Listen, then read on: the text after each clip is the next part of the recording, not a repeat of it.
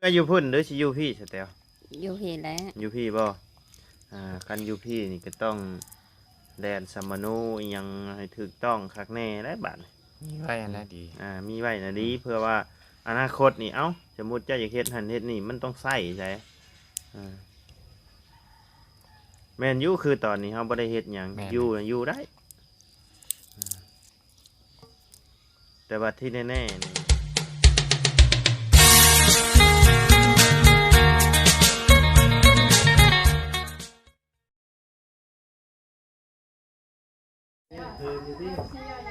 อ้าวทักทายกับสบายดีเด้อพ่อแม่พี่น้อง FC เบิร์ดสุขุสู่คนบ่ว่าอยู่ในและต่างประเทศก็ยินดีต้อนรับเข้าสู่ช่องหมอไลพะลุยคือเก่าพี่น้องมื้อนี้ก็ได้เข้ามาหาทางสาวแตวเพิ่นพี่น้องได้เบิ่งคลิปทางสาวบุญบ้านนาเพิ่นเนาะพี่น้องก็คือว่าเห็นไปฮับผู้ว่าวเนาะฮับผู้ว่าวมาอยู่น้ำแล้วเนาะพี่น้องสิบอกว่าผู้ว่าวด้วยจังใดล่ะอาจจะเป็นเดี๋ยวจังถามกันอีกที่เพิ่นมาเล่นหรือว่ามาหยังเนาะพี่น้องหรือว่ามาอยู่เลยหรือจังใดเนาะจังถามกัน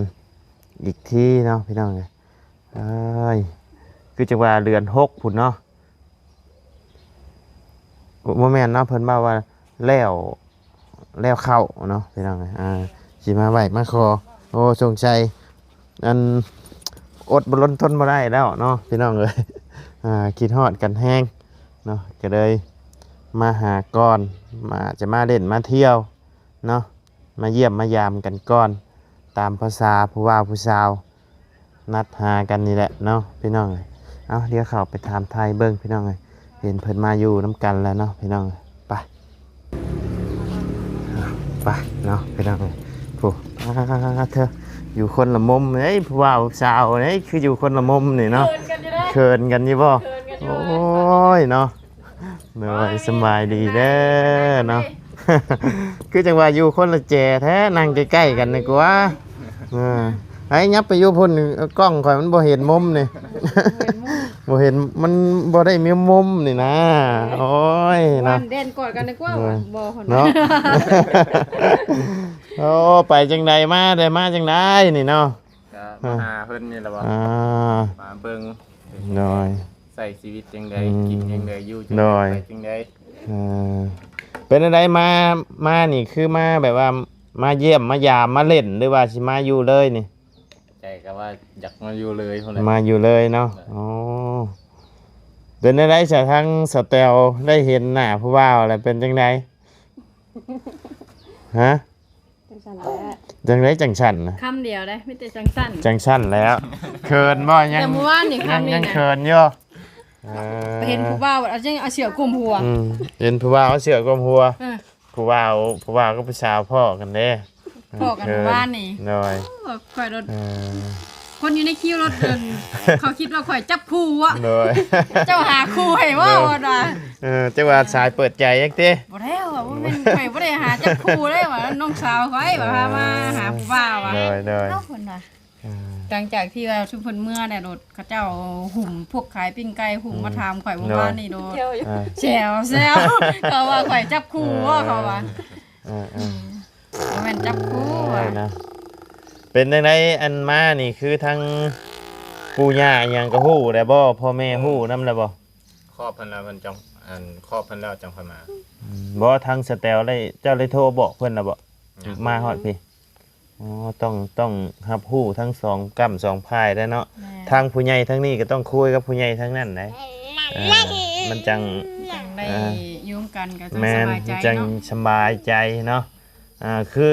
เจ้า2คนอาจสิฮู้แล้วทางนั้นฮู้แต่ทางผู้ใหญ่ทางนั้นก็ให้ฮู้ผู้ใหญ่ทางนี้ก็ให้ฮู้กันนะ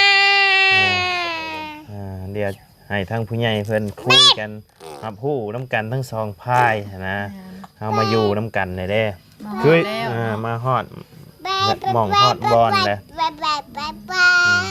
คือสมมุติเจ้าบ่บอกก็เอ้าสมมุติว่าลูกเพิ่นเป็นนั่นเป็นนี่มาเพิ่นใช้โทษใช่นี่จะได้สแตลเอ้ยเอ้าดีได้เจ้าบ่บอกบ่กล่าว เจ้าเป็นโทษเป็นหนี้ไหนฮะ บ่ให้เพิ่นไปเบิ่งคลิป เบิ่งคลิปเพิ่น เบิ่ง ว่า คลิป เจ้าหลอกลูกเพิ่น แม่นอยู่เบิ่งคลิปแฮงเจ้าแฮงนักแน่นี่ลูกเพิ่นนั่งอยู่นี่บัดสุดท้ายลูกเพิ่นบ่เห็นบัดนี่เนาะนั่นแหละบอกเพิ่นอยู่ ต้องบอกให้เพิ่นรับรู้ทั้งสองกำสองพายคือสมมุติเจ้าสิเมื่อเยี่ยมพุ่นเจ้าก็บอกให้ทั้งนี้รับรู้คือกันเบิดเนาะ เวลาสิท่านใดท่าน บ่แม่นว่าท่านได้ท่านไปท่านมาเอาเข้ามานี่ไปครอบไปยังเพิ่นแล้วเบิ่นละบ่ไปบอกเพิ่นแล้วเบิ่นละบ่ทางนี้ยังบ่ได้บอกบ่ ไปวันครับ เฮามานี่เฮาก็ต้องครอบได้แม่นอยู่เฮาเป็นคนลาวเจ้าเข้ามานี่ก็เจ้าบ่บอกนี่ก็เพิ่นสามารถจับได้คือกันเลยเนาะเมียเมีย บ่แม่นของ ฮะอีหยังโอ้โทรศัพท์บ่ อันนี้ว่า ว้าว เอาของพ่อนี่มา เอาไปเบิ่งของพ่อใจเบิ่งอยู่ในเฮือนไป เอาไปเบิ่งอยู่ในเฮือนพุ่นไปเนาะ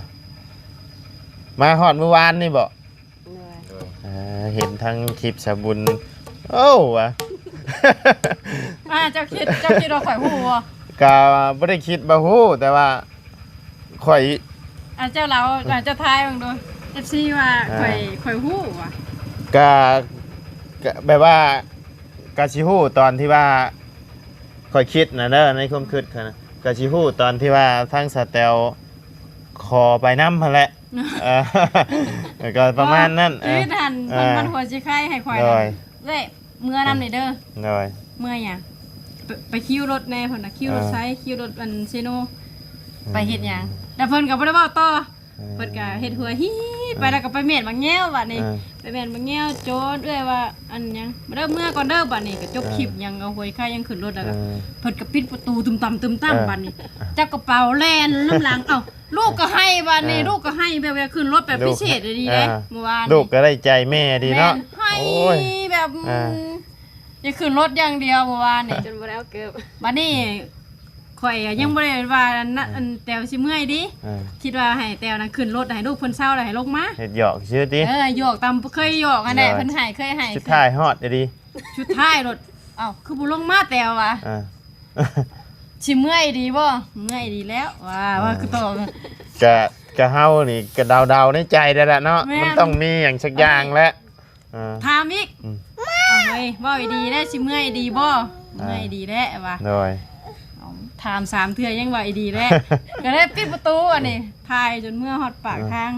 สิให้ลงยังบ่ลงอยู่ ยังไม่ลงอยู่เอาแล้วมันบ่แม่นนะได้ถามได้ก็ยังงั่งๆอยู่ได้ว่านี่อันได้ว่าสิตอกคลิปไว้ถามเฮ้ยตัวสิเมื่อยังได้น่ะเว้าดีแม่วะก็ได้ว่านั่นแหละว่าสิเมื่อรัดบ่เพิ่นมาบ่ฮู้ทางว่ะสิเพิ่นมาฮอดใกล้สิฮอดอันซิโนแล้วว่ะวันนี้ก็ได้โอ้หั่นนะ นั่งรถจักชั่วโมงมาฮอดพี่ ขี่รถตั้งแต่8 โมงจน2 โมง ก็คือ 2 โมงครึ่งครับ แม่นบอก3 โมง3 โมงกับ3 โมงครึ่งพอได้มาฮอดบ้านนี่นะ 8 9 10 11 12 13 14 6 7 ชั่วโมง อ๋อ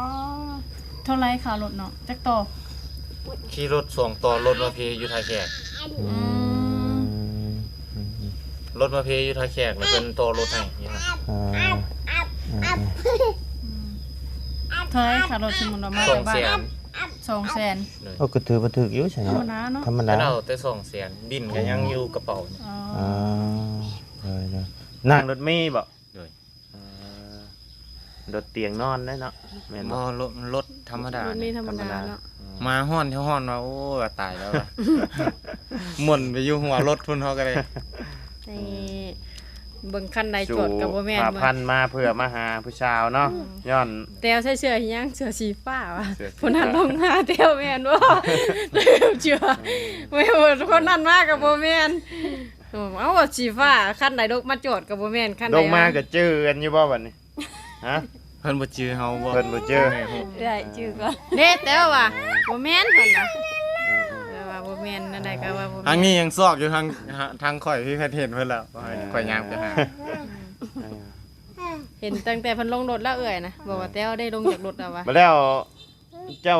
กลับมาชงเพิ่นอีกบ่ บ่ได้เอาให้มาเองเลยผมบ่ได้ให้ไป บ่ได้ให้ไป หมดบอกว่าไอ้ผมก็คิดว่าบ่ว่าบ่ไปก็ย่า ส่งเสียนก็เป็นผู้ดีเป็น3เสียนครับขี่รถเข้ามา เพิ่นมาส่งคนบ้านบ่ บ่มาส่งฮอดแคมป์ทาง แถมทางลงอยู่หันย่างมาบัด ย่างลัดทงนา ย่างลัดทงนะ นัดมาทางนี้ พอปาดว่าไปตามหาฮักแค่เอารถยังไง เลย ย่างลัดทงนา ลัด เลย ทงตามหานักแท้ ว่า เนาะ เมื่อวานนี่แบบนี้บ่ไร เลย ก้อยบ่ได้ฮู้ว่าน้องแต๋วสิมื้อน้ำเนาะแต่นัดเช้าเย็นเนาะไอ้ทั้งน้ำพิงแล้วก็น้ำทราย เลย แต่ก็สิไปหาคนนั่นน่ะไอ้นัดกับคนสำคัญไว้อยู่สวรรค์แล้วพาน้องพิงไปดินเลย เลย แต่ก็นัดกับเพิ่นไว้แล้วอะนะมีเวียกแน่ แต่ก็บ่ได้ไปครับ น้องแตวก็ฮู้ว่าสิไปสวรรค์เลยได้ป่ะ อ่า ได้อันไหนได้บ่ได้มาส่งเพิ่น บอก เลย ก็บอกแตวอยู่แล้วว่า เลย เพิ่นสิมาว่ะทางย่างไปเวียกบ่ เพิ่นมานี่บ่นี่แล้วข้าวแก่ในโฮมแหละนี่ เนี่ยชุดน้ำเพิ่นนั่นนี่ ชุดน้ำเพิ่นแหละนี่ข้าวแก่แล้วนี่ ก็สิได้ไปแจ้งเพิ่นน่ะ แม่ ไปแจ้งเพิ่นไว้แล้วก็ให้ ไปก็ไป เพิ่น แจ้งเพิ่นก็ได้ไปแจ้งอยู่เฮือนเพิ่นพุ่นแหละ แม่น ต้องไปแจ้งเพิ่นอยู่เพื่อนเพิ่นได้ให้เพิ่นมาหาหมู่แม่นได้ แม่นนะ เพิ่ เพิ่น นมาหามันก็บ่แม่นแล้วเนาะ เพิ่นผู้ใหญ่มาหาเนาะ แม่น ก็คือแล้วเพิ่นบ่มาหาซ้ำซะ นอกจากเจ้าเนาะท่านเพิ่นมาหาก็ต้องแบบว่า มีแนวแล้วเพิ่นจังมาเอ้า จะเฮ็ดแนวบ่ถูกแล้ จะ ว เฮ็ดแนวบ่ถูกแล้วเพิ่นจังมาฮอด แม่น หม่องฮอดบอลอันเจ้าบ่ได้ผิดบ่ได้หยัง ใช่ดอก เพิ่นบ่มาดอก ทั้งในบ้านทั้งพี่ทั้งแม่บ้านแล้วก็ทั้งในโฮมเพิ่นก็บ่ค่อยเว้าหลายเพิ่นเป็นคนแบบง่ายๆใจดีอยู่ประจำที่ว่าเฮาได้อันน่ะสัมผัสกับเพิ่นมาเนาะคือในโฮมนี่ก็ยังเราบ่ค่อยเว้า แม่นแม่น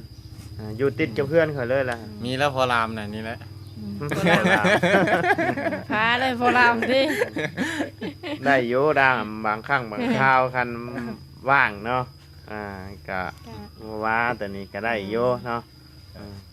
กันมาบ่ได้อยู่ก็นี่แหละโทรหาสบุญนี่แหละ สมมุติก็สิหมดอายุสวรรค์ก็บ่แฮงนั่นเนาะ เป็นพอรามนี่ไถนาก็ไถฟรีเลย โอ้คักแล้ว ใส่ได้บ่ไรอ้าว เป็น สั้น พอราม กัน ไม่ ได้ เอานะ กำลังหาคนไทยอยู่ หน้าใกล้เนาะ เลยโอ้ยได้แล้ววันนี้ เป็นเลยถ้าเป็นพอราม ไถนาคาดนาได้เอา โอ้ย แต่ว่าดำนานี่ดำบ่เก่งสร้าง อืม โอ้ยบ่เป็นหยังซ่าว่าแต่เฮ็ดได้ บ่ติเนาะสบุญเนาะ เฮ็ดได้เฮาบ่คนบ่ฮีเวียกอยู่แล้ว เลย แต่อยู่นะอยู่บ้านเฮ็ดให้หน้ากันบ่ โดยนาเฮกตาร์หนึงสองไอ้น้องพากันไถมื้อเดียว โอ้ลึกแท้เฮกตาร์หนึงช่องไอ้น้องมื้อเดียว นา6ไร่7ไร่ อืม ให้ละไร่นา7ให้7ไร่ สาธุ ไถ จะ มื้อเดียว บิ่งชุดแจงหูแจงตาบ่ให้นึง บ่แม่นปีละ ก็ 2-300ชอบ สิซ้ำเดินควางวัดเนี่ยกว้างก่อนควางวัดนี่หน่อยหนึง ต่อให้นึงแม่นบ่ บ่เฮกตาร์หนึงเด้ เฮกตาหนึงโอ้ก็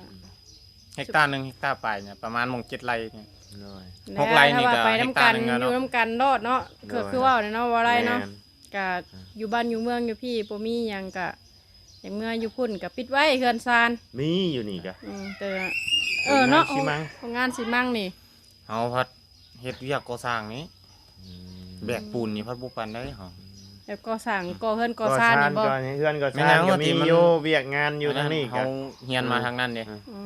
ม คันสิเว้าก็คล้ายๆกับเคหาแต่ว่าลงตัวจริงบ่ได้เฮียนทางแบบว่าเลขาหรือว่าฟิสิกส์บ่ได้เฮียน เลย คล้ายๆกับเคหาลงตัวจริงเลยเฮ็ดตัวจริงเล บ่ ย อยู่ใส่ถ้าเป็นเกี่ยวกับก่อสร้างอยู่ใส่ก็ได้นะเพราะว่า เป็นปลอกปลังอันนี้เฮาก็เบิ่งพอได้ เลย ตกแดง แต่ว่า มา บ่เก่ง นี่ แต่ว่าพอเฮ็ดได้ เลย งานบ้านเมืองนี่มันบืดดอกเฮ็ด ไอ้นี่เฮ็ดได้เบิดเนาะเฮ็ดเฮือนก่อเฮือนใหม่ได้เบิดเนาะ ได้เบิด อืม เด้นี่ประตูหัวสแตลยังบ่ได้เอานี่ อืมเด้แห่ทรายยัง แต่ ได้ เฮาไล่ จะหาเงินซื้อบล็อกเนาะ มีแต่หาเงินซื้อบล็อก บล็อกบ่ได้แล้วแหละ แต่เฮาไล่ใส่มีตั้งแต่ใส่อันตุกรนี่ก็มาตกอยู่ประมาณ3ล้านปลายเฮ็ดเอง เฉพาะชื่อเครื่องเนาะ ซื้อเหล็กอย่างเดียว ชื่อเล็ก อยู่ใน3ล้านคือแล้วเวทเช็ดเด้อ ประมาณ3ล้าน5ถือว่าได้ เลย อืม เพราะว่าเหล็กเส้นหนึงนี่ก็บ่แม่นถึกๆเด้ แม่นเส้นละแสนปลาย เซนเซนไป เฮาเอาเหล็กกันหน้านี่แม่น2เส้นแล้วเหลือนหั่นเอาเหล็ก2มิลใส่เบิด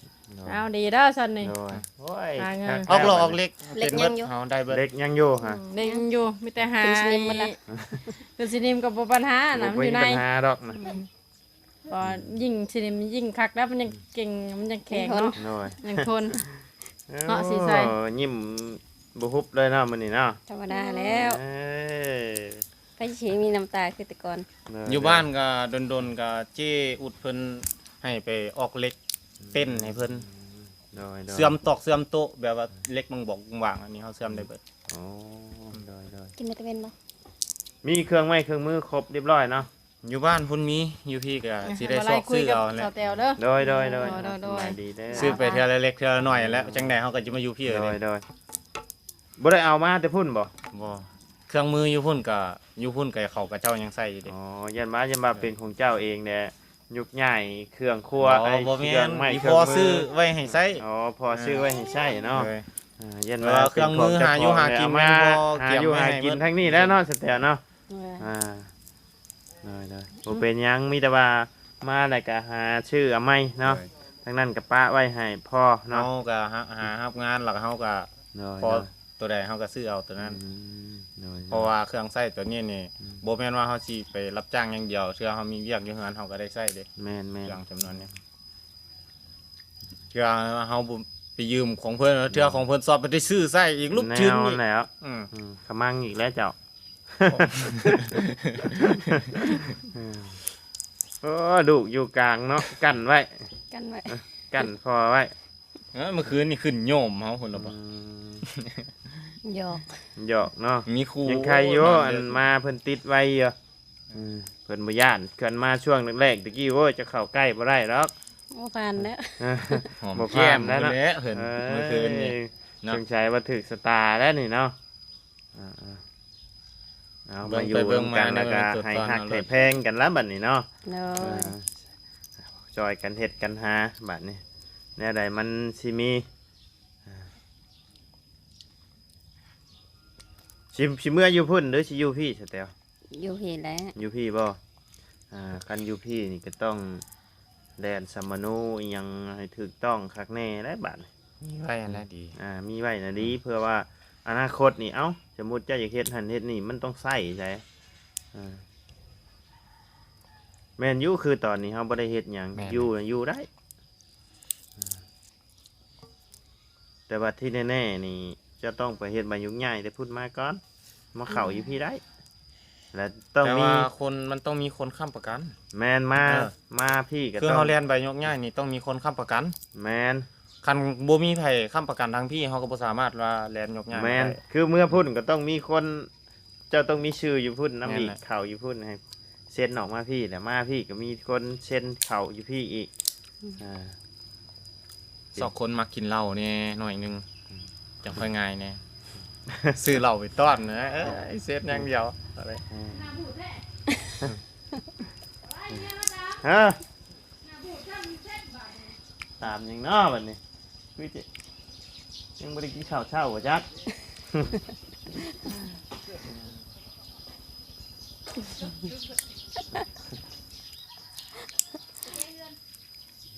เอาแม่นเอา พวกนี้เมียบ่ แม่นเมีย งามบ่ งาม งามสูสเตลบ่ได้ดอก ใจดียามบ่ให้ หน่อย ตอนนี้โยอันนั้นอยู่เนาะผู้และเดยวบ้างเด้อดนๆไปเยาะ บ่ให้ดอกคนแนวนี้ บ่ให้บ่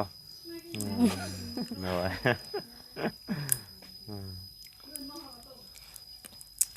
กวาดเบิ่งเบิดเลยเด้ กวดมึงเบิดนะบ่ อืม โอ้ ให้บ่เก่งคนนี่ กวดเรียบร้อยเลยเนาะ คนให้เก่งๆนี่ซบบาง หน่อย ๆขี่แมงวันงอยซบนี่ สุดเลย เบิ่ง นาอยู่ อยากบางอยู่ได้นี่ นาอยู่นาอยู่บ่กัน ปากบางขิงบ้านง่อยชอบแต่เก่งเนาะ นั่นแหละคนคิ้ววางคิ้ว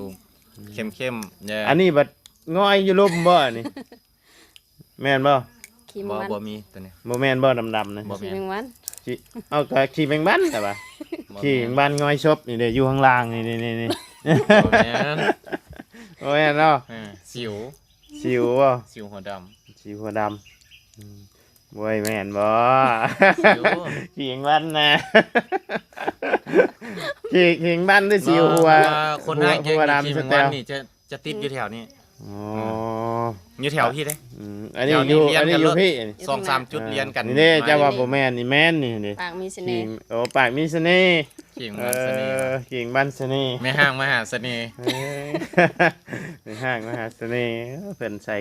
เพิ่นป้อนขนมกันละบัดนี้พี่น้อง เครียดกันงอง่ายอยู่ดอกคน แม่นบ่อืมเจ้าก็จะเฮ็ดให้เพิ่นเครียดเด้บางเทื่อเครียดเรื่อยเครียดเรื่องก็โยง้อยากอย่าได้เนาะสแตลเนาะอ่าง อนยากเฮาก็พากันไปเนาะไปเฮือนพ่อเฒ่าหุ่นเฮาเนาะ อืม ไว้อยู่คือเดียว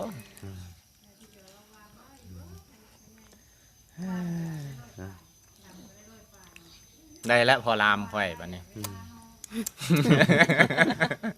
แต่แล้วว่า ตก กล้าตุนแล้วบ่ โดนแล้วช่อง3 อาทิตย์ละแต่ว่าก้าอันบ่อยากงามปาน ป ใด ระมาณเดือนหนึงเนาะ แม่น เล็งพุยเอา คันสิเว้าก็ เร่งแล้วเร่งแล้ว ที่หน้านี่ก็ได้ลกเนาะ แมนเนี่ยเบื่อมือมันประหัดนี่ก็วันสิลงละ ลงมือใจกันมาห้องเรา โดย ไปซอย โดยโอ้ยดีแล้วจะมีคนไถนาชอยแล้วบัดนี้ ได้ว่าอยู่เอ้ย นาอยู่พี่ยางมาหั่นส่วนหลายเป็นนาขี่ทรายเนาะ แม่น โอ้ยอีตน แม่น ตั้งแต่คนดำเลย แมนหน้าดินชาย หัวปูมือนี่อยากลอกคนแหละ โย นาดินทรายเนี่ย ไป เน็บ ตอน ก นั้ ล้าน บ่ลง จ นี่ น แหละ เนา โดย คาดตอนเขาคาดว่ามันแตกอยู่แต่มันแน่นคืน โดย อืม โอ้ขาดลายให้เจ็บได้ เป็นหนับออกมัดพอดีไปขี้ต้ม ปะพอดีเป็นตมขาดรอบเดียวพอไม่ต้องขาดหลายรอบการขาดหลายรอบเจ็บเบิดได้คนลำหน้าแล้วบัดนี้คนไถนาแล้วบัดนี้ส พอดี เตล แล้วเห็ดจะเอาลูกให้ สเตลเอามาถึกจังหวะช่วงพอดีเนาะโอ้ยคักแล้วสเตลเอ้ย กับผู้ดีแล้วนาอยู่หุ่น โอ้ทั้งนั้นแล้วล่ะบ่ โดย โอ้โดย แล้วนาก็มาเลย อืม พักผ่อน2 มื้อ มาแล้ว ลง มา มา แล้ว คือช่วงนี้กะเบี้ยงานแบบว่าเฮ็ดเฮือนเฮ็ดชานกะบ่ค่อยมีเนาะเพราะว่าหน้าฝนเนาะ ไม่ไปเอาให้ ก็เลย ตามธรรมดากับเจ้าก็เฮ็ดยามนี่แหละ ไม่ไม่ไม่ เรียกก็สร้าง โดย ถ้าว่าตกแรงนี่แม่นตีพังตั้งเสาหรือว่าขึ้นหลังคา เมื่อแล้วกินเปลือกเอา คันหากว่างานกอกงานกอวจังซี่นี่ก็ได้คือกัน เอาค่อยบางเทื่อค่อยชื่อกระเบื้องมาค่อยสิเปลี่ยนกระเบื้องให้อยู่นี่ ได้เดี๋ยว เดี๋ยวได้ บ่ท่าจ้างสร้างอื่นดอกมาหาเฮาโทรหาเฮาก็ได้เฮายังไปเฮ็ดละเฮือน เห็นนะบ่ ไปเมื่อคืนนี่ ไปตอนไหนเนาะ ไปเฮือนพ่อเฒ่าเด้ เออ มีอาชีพให้เบิ่งอยู่ โดย เด้เฮือนเบาไหลใต้ไฟ โดยโอ้ได้คนไถนาเด้อได้เฮ้ยได้คนไถนาล่ะนี่นี่ จังหน่อยแม่มา จังงานนี่แหล้ว สบายดี สบายดีเอ้ย เลยมาเมื่อใดนี่ มาเมื่อวานเนี่ย เลย นี่แหละแม่รามกะ แม่รามพอรามแล้วนี่ เก็บขาดองรถแม่ เอ ได้ อ ไม่ยาก หาเงินขาดองมาจะลายเลยคันในตลาดจะมีเงินขาดองนะอันเป็นไห้บ่ยากหรอกยากบ่งบ่มีนี่นะ ลามเนี่ยไม่ยากลามเนี่ยไม่ยากลาม ว่าจะมีเงินขาดองเลยมันเบ้ากันง่าย เฮ็ดลายอยู่บ่เบา ฮะ หน้าบ่ โดย ยัง หน้าบ่ นาน่ะ บ่ลายดอกหน้าให้ใหญ่นะ สี่ 4ให้ที่เหลือ ไล่รวมทั้งหมดจากเฮกตาร์ อยู่มันแบบหน้ากระปอกกระแปกมันหน้ามันโมเมนหน้าแบบว่าหน้าเพียงหั่นนะกะคันขี่ไล่รวมแบบว่าอันนั้นกับประมาณเฮกตาร์นี่แหละไป ก็อยู่ประมาณนี้แหละ 2คนไถมือเดียวเนาะนานี่มีตั้งแต่ไฮน้อยเนาะอยู่พี่เนาะส่วนหลาย แม่นมีแต่ให้น้อย ของบ้านสาวแตวนี่ยังน้อยไว้นาเฮาแต่ละไฮ เพราะว่าแถวนั้นมันเป็นดินเพียงบ่เพิ่นเฮ็ดได้เนาะ แม่นแหละดินเพียง แถวนี้มันโนนเป็น บุก นา เบิก โนน ก็หลายปีเด้ อืม นาเฮาก็ได้ หน้าคอยหาสิบุกเบิกได้2 ปี ป้า พามาอยู่นี่ ป้าของกินอยู่ตู้เด้อ ฮะ ของกินอยู่ตู้ ของกินโอ้ของกินเอาไว้ยังอยู่ตู้ของกินอยู่ตู้ก็เอาไว้อยู่พี่เอามาพี่ดาว มีแต่หมากยาแล้วเดี๋ยวหมากไม้ เอาซะเนาะดีอกดีใจน้ำทางสแตลเพิ่นพี่น้องเลยสิบ่เงียบบ่เหงาแล้วบัดนี้แต่เก้าก็อยู่กัน2 คนเนาะบัดนี้ก็มีผู้ปากผู้เว้าน้ำลาวบัดนี้แต่ บ่ติดก็แล้ว ยังบ่ติดแม่แล้วบัดนี้เนาะ ที่พอ ติ แล้ว ด บัด พ่อ นี้ แล้วบัดนี้ ติดไว้ติดง่ายแท้เนาะ ติดง่ายดีนี่ ใส่ คือว่าแม่นแล้วนี่ ใช่นี่ แต่ว่าก็ นี่ แต่ว่าก็ต้องอดในได้เด้ออดในได้นี่เนี่ยนี่ได้นี่งอแงในได้นี่ต้อง เด็ก ท น้อยเนาะ ำทำใจให้ได้ในได้ ว่าลูกน้อย น้อยลูกน้อยก็แม่นอยู่แต่ว่าบางคนเพิ่นก็แบบว่าบ่นั่นอันนี้นี่บ่ได้ แต่ ดัง สิ ใจ เฮ็ดแล้วรุ่นนี้เนาะบ่ได้ แต่ ฮู้ ว่า จัก บ่ ห ได้ ยัง ดังใจ บ่ นี่ก็โยทำใจเอาเนี่ยได้ บ่ได้ฮู้จักหยัง ต้ เล อง ยนี่ อดทนในได้นี่ พอโดดเหยียบกูโดดเหยียบรถแล้วนี่สามี แม่น บ่ได้รู้จักหยังเราฉันนี่กิน เพราะว่าเพิ่นดื้อเพิ่นดื้อ มื้อ แล้วก็ ใหญ่มาก งอแงง่าย ความ เอาเว้าง่ายๆกะเจ้าน้ำตานะเจ้าเจ้าน้ำตาได้อนี่ ชอบกรีดบ่ได้ดังใจได้กรีดเอาได้แม่ ได้แม่บ่ในนี่บ่แม่กะ เดี๋ยวนี้บ่แม่ตั้งแต่นั้น อยู่นำกันบ่พอฮอด2ชั่วโมงแพงพอพุ่นละบ่ โอ้คักแล้วซะ เห็นไหม เอาโอเคซะเนาะทั้งบ่ได้ก็สิได้ขอจบคลิปลงไปเพียงสำนี้กันเด้อพี่น้องเด้อ อยู่ดีมีแฮง โด เด้อย ทุก เอา คน สบายดีเด้อเนาะสบายดีสบายดี โดย ไปพี่น้องเอ้ยพบเจอกันในคลิปหน้าสำหรับคลิปนี้ทางบ่ได้กระดำลาเด้อพี่น้องเด้อสำบายดี